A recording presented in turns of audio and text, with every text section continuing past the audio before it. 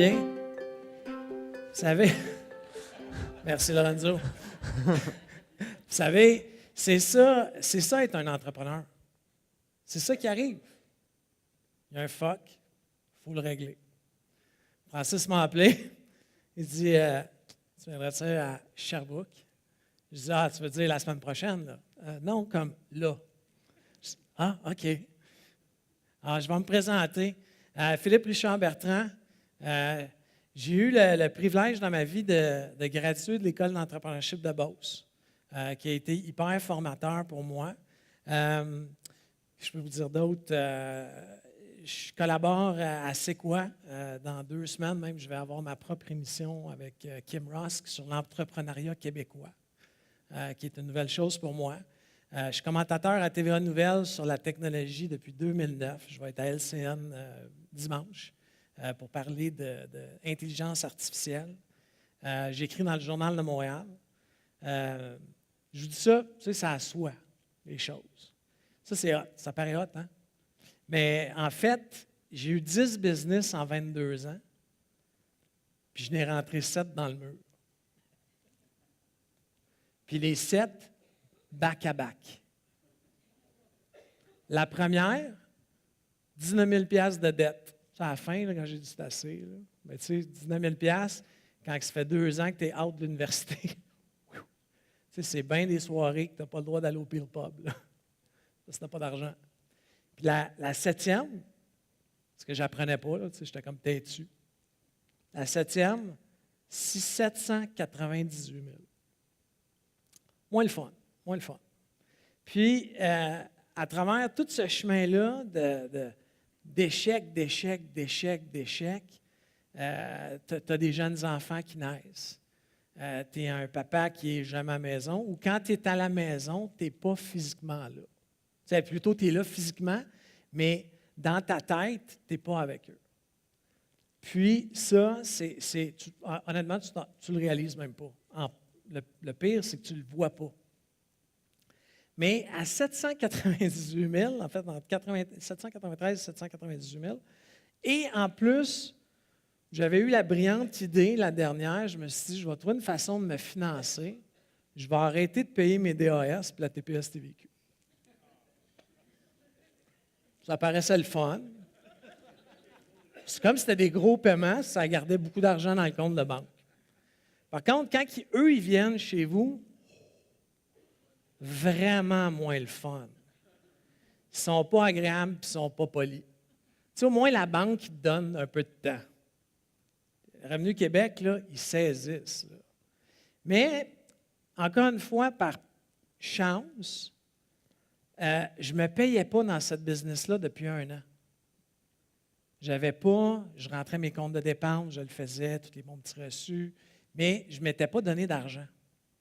Alors, Revenu Québec avait beau jouer bien tough avec moi, ils ont bien vu que ce n'était pas parce que je n'ai pas arrêté de les payer eux pour me payer moi.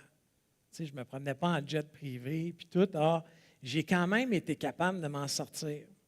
Puis, j'ai décidé, demandez-moi pas pourquoi, à ce jour, je me trouve niaiseux, mais j'ai décidé de ne pas faire faillite dans les 7 entreprises. Donc, je prenais toujours la business d'après. Je regardais tout le monde en arrière, parce que tu sais, je faisais une nouvelle incorporation, tu sais, parce que j'étais quand même bien avisé par mes avocats et mes comptables. Puis je disais à l'ancienne gang à qui je devais de l'argent, je vais vous payer. Là, tu sais, la première fois, tu règles 19 000. Après ça, la deuxième fois, je pense que je devais 70 000. Je disais, je vais vous payer. Mais tu sais, 798 000. Écoute, j'avais une boîte devant mon bureau qui était marqué « Huissier, laissez le papier ici ». Chez nous, j'avais enlevé les chiffres de l'adresse à ma résidence personnelle. Là, quand je voyais le même char passer 7 fois, je disais à mon ex, « C'est un huissier, check bien, il va venir. » Tu sais, puis aujourd'hui, j'en ris, là, mais c'était catastrophique. J'ai été chanceux dans ma malchance, mais je suis tombé sur des entrepreneurs après ça qui m'ont dit, « Philippe, tu as un talent inouï, mais maudit que tu ne sais pas gérer. » Alors, nous, là, on va te rendre très, très riche, mais on ne veut plus que tu gères rien. C'est même, gère-toi pas toi-même. On va t'engager quelqu'un qui va te gérer toi-même. Puis, tu vas sur la route, fais tes ventes, on va livrer à la job, puis on te garantit que 798, pas la première année, mais au fil de quelques années, tu vas réussir à les rembourser. Ça m'a pris 19 mois. Donc, j'avais fait un deal avec mes partenaires qu'ils me laissaient 30 de ce que je faisais. Donc, si, admettons, je faisais 100 pièces de commission, les gars, donnez-moi 30 30 pièces. Vous allez prendre 70 pièces, puis vous allez même, parce que pour des raisons fiscales, il fallait quand même qu'ils me le donnent. Puis après ça, bien, par contre, vous allez refaire des chèques. Là, puis toi, tu vas avoir 50 pièces moi aussi. Toi, tu vas avoir 100 $. Tu sais, je gérais par urgence. Plus tu criais fort, plus tu avais un chèque. Tu sais, je levais le téléphone. Ah! Un chèque. C'était comme ça. Mais ça a fait le mot, ça a passé le tour à Montréal que faire de la business avec moi, ça n'a jamais été dangereux. Parce que j'avais cette capacité inouïe de faire de l'argent, de faire de l'argent à mes clients. Donc, dans ce temps-là, tu ne deviens pas comme certains, puis je ne juge pas, comme un peu personata non grata parce que tu es tout le temps en difficulté. Puis, j'avais jamais moffé un mandat. Tu sais, donc, je vais vous donner un exemple. Premier mandat de ma carrière, 98, je sors de l'Université McGill. Le web a de l'air le fun. Je n'ai jamais utilisé le web de ma vie. Je suis capable de m'en servir là, en 98. Puis, mon père était un homme d'affaires important. Puis, je me suis dit, hey, père, je vais utiliser ton réseau de contacts. L'Internet, ça a l'air de le fun. Puis, je vais utiliser ton réseau de contacts, je vais appeler tes chums, puis ils vont me donner des contrats. Mon père, ça ne marche pas vraiment comme ça. Tu peux t'essayer. Je ne sais pas que parfait. Puis là, écoute, je me mets, mon père connaissait le président de Bell Canada, là, je me mets à l'appeler. Dans ce temps-là, c'est un monsieur qui s'appelait Guy Marié. Je l'appelle, il ne veut pas me donner de meeting. Il y a d'autres choses à faire. C'est le président de Bell Canada, au Canada. Donc, il y a d'autres choses à faire que prendre mon appel. Puis, à un moment, je décide, bon, ça y est, j'en peux plus, il faut qu'il me donne mon break, il me faut mon premier contrat. Puis, je décide de débarquer à son bureau à Biancloune avec des ballons. Puis là, tu rentres chez Bell Canada avec ça, by the way, là, tu te fais arrêter assez vite. Là, je dis, non, c'est pour M. Marin. Hein. Il dit, ouf, on ne te laissera pas rentrer. Tu sais. Puis là, je dis, hey, si tu fais ça, là, je perds ma job d'étudiant. C'est fini. C'est terminé. Il dit, OK, je vais appeler son adjoint. Là, je me rends jusqu'à l'étage à son adjointe. Puis là, son adjointe a dit, non, mais c'est impossible que je fasse. Même affaire, je vais perdre ma job. Je n'aurai pas d'argent, là. Puis je vais être obligé de rembourser le costume. Puis là, elle a fini par dire, je vais vous donner 5 minutes en 2 rendez-vous, mais je vous le dis, là, si vous faites une niaiserie, j'appelle la sécurité. Là, je finis par entrer dans son bureau, j'enlève j'ai une petite patente, là, j'enlève mon autre clim, je dis, hey, bonjour, c'est Philippe Bertrand, vous ne vouliez pas me donner un meeting, je veux mon premier contrat, puis on règle ça là. Écoute, tu n'as jamais vu un homme gelé de même. Il dit, tu étais prête à faire ça pour me rencontrer? Je dis, si tu n'acceptais pas ça, là, c'était pire, ma deuxième idée. Là, j'avais eu l'air d'un stalker. Tu sais. Il dit, OK. Et il m'a donné mon premier contrat de 100 000 $. Puis il dit, ouais, mais là, as-tu des employés? On est 15, tu montes. On était 2 dans le bureau, on jouait au frisbee. D'un contrat de 100 000, puis là, écoute, Bell Canada fait quand même un minimum d'enquête de crédit. Je n'avais même pas de compte de banque au nom de la compagnie. En tout cas, une histoire de fou, je finis quand même par l'avoir. Mais là, ce contrat-là, de 100 000 $, qui est extraordinaire en 98, là, m'a coûté 604 000 à faire. Puis cette année-là, dans cette compagnie-là, j'ai juste perdu 19 000. Alors, on a eu la capacité de gagner d'autres business, mais après ça, j'ai pris des risques bien pires que ça. Là. J'ai pris le risque quand la vente de tickets. En fait, c'est moi qui a convaincu le Centre Bell, qui s'appelait le groupe de spectacle Gillette à l'époque, de faire des pré-ventes en ligne. Puis à l'époque, Pierre Boivin disait, on ne vendra jamais de tickets en ligne. Laisse-moi aller. Puis, on va l'essayer avec le show de YouTube. Tant qu'à essayer quelque chose. Écoute, catastrophe. Les serveurs ont sauté. Catastrophe. Par contre, ça a fait un buzzword mondial. Tout le monde a ri de groupe de spectacle Gillette et de moi. Par contre, sur la planète, on parlait de la petite compagnie qui l'avait essayé. Alors là, je pouvais prétendre à mondialement. Je vois, on l'a planté, celui-là, mais le deuxième, il va marcher. Parce qu'on avait compris, il était où le problème. Il faut que tu testes les choses. Il faut que tu aies un échec pour que ça marche. Tu sais, la première ampoule électrique, là, elle n'a pas marché d'un coup. Là. Tu sais, ça a pris plein de coups avant qu'on ait une ampoule qui fonctionne. Et là, on s'est mis. Alors, où je veux en venir, c'est qu'avec des échecs, j'ai été capable de canaliser de grands succès commerciaux. J'avais beau perdre de l'argent parce que je n'étais pas un gestionnaire. J'avais le Canadien de Montréal, Madison Square Garden. J'ai été sur un appel avec les Rolling Stones. J'ai eu Mick Jagger en ligne parce qu'on a été la seule boîte à être capable d'utiliser la langue dans une promotion pour faire une prévente.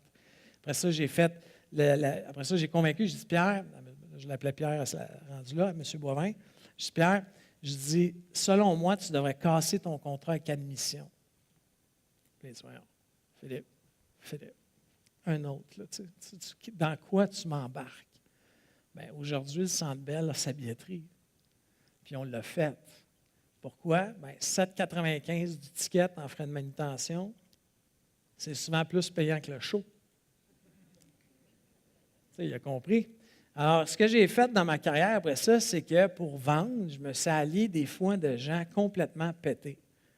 Alors, dans le web, j'étais une des seules agences, parce que j'ai été en agence web toute ma vie.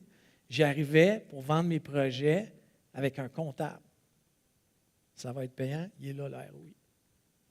Après ça, j'arrivais sur un autre projet, puis j'invitais à des frais de malade mental un astrophysicien. Puis qui parlait à mon client, « Ouais, sa probabilité de se tromper n'est pas si pire. » Puis là, je dis, « Écoute, c'est pas moi qui le dis, c'est lui. » Alors, tu sais, j'ai gagné comme ça. Par contre, j'ai tiré des leçons de ça, parce qu'après ça, j'ai eu 7 échecs back-à-back, puis après ça, j'ai eu 3 grands succès parce que j'ai compris que dans la vie, on te place dans un autobus. Une équipe, là, c'est un autobus. Puis là, il faut choisir une place dans l'autobus. Moi, j'ai juste compris qu'il ne fallait pas que j'aille les mains sur la gestion opérationnelle. Je suis content de tabarouette, par contre. Je sais vendre, je sais convaincre, je sais m'ostiner fort, pas fort. Ça, j'étais bon là-dedans. Puis là, les 3 succès que j'ai eus back-à-back depuis 2011, c'est parce qu'on m'a mis dans une position de développeur d'affaires, le visionnaire, le gars qui dit on s'en va vers là, le gars qui convainc la banque de rallonger 1 million dans la compagnie, le gars qui va voir Investissement Québec qui est traite d'idiots parce qu'ils ne comprennent pas la technologie. Après ça, je suis le gars aujourd'hui qui dit plein de trucs pas gentils auprès du gouvernement du Québec parce qu'on dépense 1 milliard de dollars par année en informatique au gouvernement du Québec, puis on ne fait rien avec ce milliard-là parce qu'on ne progresse pas, on n'innove pas, puis on est rendu à 1,4 milliard de dépensés sur le dossier patient. Là. On parle de numériser des documents médicaux, puis mettre ça sur l'équivalent d'une clé USB.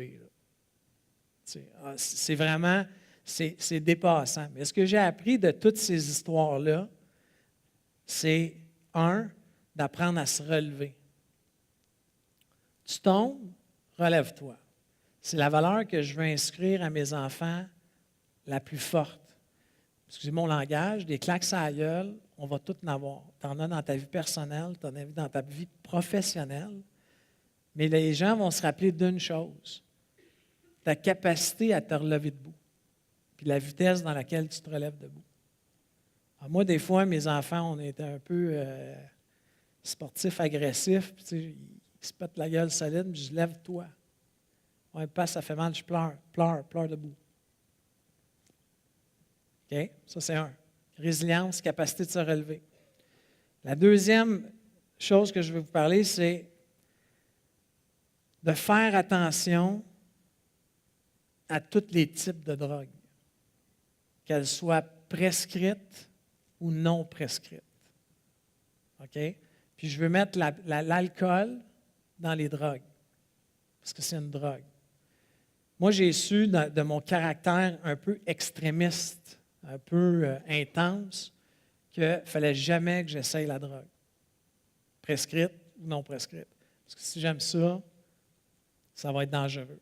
OK? Puis j'ai vu des gens tomber même profondément malheureux ou dépressifs en prenant des drogues prescrites. OK? Parce que c'est une béquille, puis cette béquille-là, elle est artificielle. OK? Mais je suis un TDAH sévère, diagnostiqué, non traité, puis je fonctionne très bien. Peut-être pas été très bon à l'école. En fait, quand je suis retourné à mon école primaire, il m'a dit « Hey, t'es pas en prison? » Je dis « Non, non, non. » Mon fils, « Papa, qu'est-ce qu'il veut dire? » Non, non, c'est correct, c'est correct. Mais tu sais, aujourd'hui, on est dans une ère, mon fils de 10 ans qui est dans la salle, c'est un peu turbulent en classe. Et tu sais, il est dans les premiers de classe, tu sais, 90 de moyenne. Ils veulent le médicamenter. Je dis « Mais qu'est-ce qu'il fait? » Mais il dérange le gars d'à côté. Je dis, il dérange quand? Ouais, après 15-20 minutes, là, il dérange le gars à côté. Mais je dis, y a-tu des bonnes notes? Il dit, oui. Mais c'est peut-être ton cours qui est plate. Non, mais c'est ça. C'est ça. Alors, faites attention à ces drogues-là parce que vous n'avez pas besoin de ça. Tu ne te sens pas bien, là? Va marcher une demi-heure dehors. L'effet sur ton corps, l'air fraîche, de broyer du noir, mais dans un environnement, même si c'est en ville, dans le centre-ville, faites du sport. Mon père est un peu plus corpulent que moi, n'a jamais aimé le sport de sa vie. Je ne pense même pas qu'il en a pratiqué une seule fois dans toute sa vie. Sauf une fois, j'ai payé, ça, je fais une anecdote, j'ai payé une affaire de power plate. C'est une plaque, là, c'est rond, tu embarques, là, puis ça fait des vibrations. OK? OK, puis tu fais juste te tenir. Tu sais, je me suis dit, écoute, il n'y a jamais le temps de rien. 15 minutes sur le power plate, hey, le lendemain. C'est comme si j'avais fait une compétition d'haltérophilie. C'est sérieux? Bon, ceci étant dit, faites du sport. Si vous n'aimez pas le sport, allez marcher. OK? C'est simple, simple, simple. Saine habitude de vie. Vitamine C, le soleil. C'est niaiseux, hein? Puis je suis loin d'être ésotérique, là. Le matin, s'il fait soleil, je sors sur mon balcon, 1 minute. Je regarde le soleil. Là, mes enfants me trouvent drôle quand je fais ça parce que, tu sais, des fois, je suis en boxeur dehors sur le balcon. C'est juste ça, vitamine D. C'est hyper important, puis c'est simple et gratis en plus. Après ça, si vous vous retrouvez dans le trouble, demandez de l'aide. Tu lèves la main, ça va pas bien. Des fois, puis c'est facile à dire, là, mais puis je le sais qu'en nous, d'appeler quelqu'un et de dire ça va pas bien, l'ego, est en business. Mais je vous urge de le faire. Moi, j'ai fait beaucoup d'erreurs. J'ai fait beaucoup d'échecs parce que je n'ai simplement pas demandé de l'aide, parce que j'avais un ego démesuré. Aujourd'hui, j'ai un problème avec n'importe quoi. Je suis le premier à dire, je me tasse de côté, je dis OK, je vais demander de l'aide. Tu sais, je ne comprends pas de quoi en fiscalité, on va passer 8 heures dessus, j'appelle un fiscaliste. Je ne file pas personnel, je trouve le bobo, puis je consulte la cause dans laquelle j'ai besoin. Il ne faut pas avoir peur d'avoir demandé de l'aide. Il ne faut pas avoir peur de parler de nos problèmes.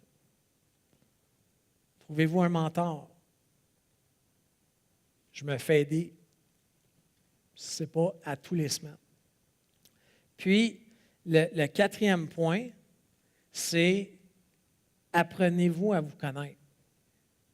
Moi, je me lève le matin, je mets un pied à terre, je sais le type de journée que je vais avoir. Si je suis grumpy, je vais tout enlever à mon horaire, tous les appels de vente que j'ai à faire dans une journée où je me suis levé grumpy, là, puis ça peut être parce que je me trouve un cheveu laisse à la tête. Whatever la raison, je libère mon horaire des choses dans lesquelles je pense que je ne vais pas être bonne cette journée-là. OK? Puis la meilleure façon de se connaître, si vous voulez un petit truc, là, c'est super simple, là, puis je fais des ateliers avec ça. Jetez-vous un gros miroir. Là. Puis parlez-vous au miroir. Moi, là, mes enfants font ça, je fais ça. Bon, c'est sûr que des fois, si tu passes dans ma rue et tu vois que je jase à mon miroir, j'ai de la néga possédée, là, mais c'est pas grave, je me parle. Je visualise mes moments difficiles. J'ai un meeting tough, je le prépare au miroir. J'ai un sujet qui me gosse, j'essaie de m'en parler en me regardant dans les yeux dans le miroir. Tout vient off. Si tu as chaud, tu transpires. Si ta face vient rouge, là, by the way, c'est parce que tu as arrêté de respirer. On respire. C'est simple, là. Moi, je pense que si vous mettez un peu de ces 4 points-là dans votre vie, puis je ne veux pas être intense, là, mais si vous mettez ces 4 points-là dans votre vie, vous allez passer d'une vie le fun, cool, avec des moments difficiles, à une vie extraordinaire. Parce que la vie, c'est extraordinaire. Puis, vous allez continuer à vous casser la gueule dans les prochaines années, je vous le garantis. Des échecs amoureux, j'en ai eu, je vais en avoir d'autres. Une business, peut-être qui ne va pas bien, je vais en avoir d'autres. Mais aujourd'hui, j'ai développé ces 4 choses-là sur lesquelles, à chaque fois que j'ai un problème, je me recule. Je travaille mon miroir. Ouf, je file pas, puis là, écoute, moi, j'ai jamais eu de problème de drogue, j'ai jamais eu de problème d'alcool. Par contre, je m'entraîne, je me promène, je marche. Puis je fais des auto-évaluations quotidiennes je me auto-diagnostique. Parce que c'est hyper important. Parce qu'à la fin de ton parcours, parce que la vie, malheureusement, ça se termine un jour. Puis tu ne sais jamais quand elle va se terminer. Je veux avoir fait tout ce qui était en mon pouvoir pour avoir du fun. Okay? Puis avoir du fun, tu peux faire ça même si tu as des échecs. Parce que moi, j'ai des échecs qui sont mémorables. Là. Ils sont super great. Là. Ça fait des great stories. Tu sais. Puis là, je ris. Tu sais, la semaine passée, ils m'ont changé d'émission à C'est quoi? Puis ils m'ont mis du show du matin au show de l'après-midi. Puis là, le plan de match, c'était que Kim Ross, qui était supposée de me présenter. Puis là, on s'assoit. Puis là, je ne sais pas pourquoi les yeux de Kim Ross, qui est une jolie dame, là, c'est une belle fille. Je suis venu tout omnibulé par ses yeux. Puis là, elle dit, on est en onde, là, je vois la lumière verte arriver. Puis on va laisser notre nouveau partenaire, collaborateur se présenter. Puis vous comprenez, je me sens enfargé dans mon nom. Philippe, oui, Philippe. Puis là, tout le monde est parti à rire, tu sais. Puis là, j'ai dit, non, excuse-moi, là, je t'ai pris dans tes yeux. Moses, que tu es une belle femme. Là, c'est elle qui n'a pas été capable d'enchaîner. Mais c'est ça, la vie. C'est sûr, bon, c'était ma première chronique à C'est quoi, ça serait peut-être passé moyen, mais c'est ça. Hey, à un moment donné, je suis venu tellement nerveux dans une entrevue avec du Trisac, en ondes, dans mes premières. Je ne savais pas où je m'en allais, je me faisais ramasser, j'ai raccroché la ligne. Tu sais, la recherchiste m'a rappelé, elle a dit, « T'es-tu sérieux? » Ben, je ne vois jamais pas où ça s'en allait. Puis là, il m'a teasé en disant, « OK, il ne veut plus venir, mais la prochaine fois que je suis arrivé préparé. » Alors, c'est pour ça que je vous dis, qu'est-ce qui va vous arriver si vous faites un échec? Je comprends si je serais cardiologue. Moins cool. Mais tu sais, je ne sauve pas des vies, moi, là. Tu sais. Je suis un consultant en la progression d'entreprise, semblant dire que j'aide les gens à grandir en entreprise. Alors, quand tu ramènes tout ça au relationnel puis au plancher des vaches, là, on essaye plein d'affaires. Puis moi, je vous encourage à faire des échecs. Il n'y a rien de plus formateur. Merci, Philippe. Excellent.